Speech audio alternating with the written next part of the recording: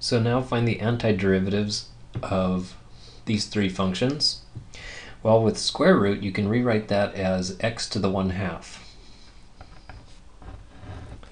Or I could rewrite it as x to the negative 1/2, and that way I don't have a fraction. This one in the middle is fine, x squared. But the thing is, this is the one case where you don't do that, because what we're going to be doing is the opposite of derivative would mean add 1, this becomes a 3, and then divide by that 3. Well, if we rewrote this one as x to the negative 1, then if you add 1 to the exponent and divide by that number, you would end up dividing by 0.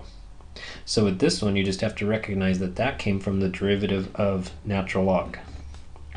And it's a good idea, even if you recognize that right off, to just wait until you do all of the integrals and just do them all at once. Okay, so then now we're doing the antiderivative. So this symbol right here is going to disappear, saying we're done integrating. This, if you add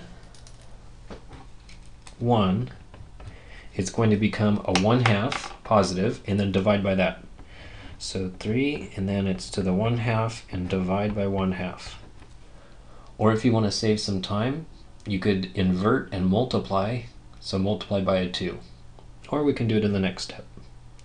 And then this one becomes, adding 1 becomes x to the 3 over 3, and this one becomes natural log of x.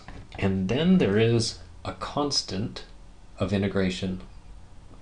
So to check your answer, take the derivative of this, it will become that. Take the derivative of this, it will become that. Take the derivative of this, it will become that. And the derivative of a constant is 0, so we don't know what this constant is, but it's there. So this means you invert and multiply, so it's going to be a 6. In here, you can leave it as x to the 1/2, or you can put it back as the square root, whichever you prefer. And then the rest of it's already simplified. Just leave it as it is.